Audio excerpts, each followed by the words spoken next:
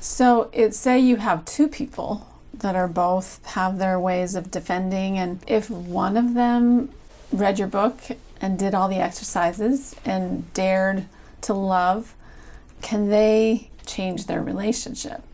It's so hard to tell between two people what's making what happen.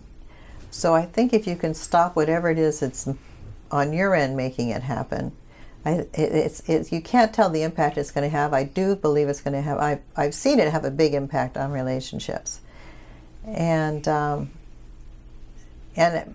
also the other person might be inspired to work on themselves too.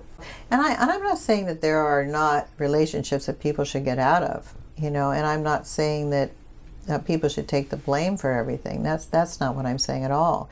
I mean, in looking at yourself, you may realize that you're in a relationship that's really destructive to you, and you're acting out, you know, using your partner to act out self-destructive patterns, and that you need to get out of the relationship and find a different type of person to be in a relationship with. But that's still working on yourself and still working on getting love in your life.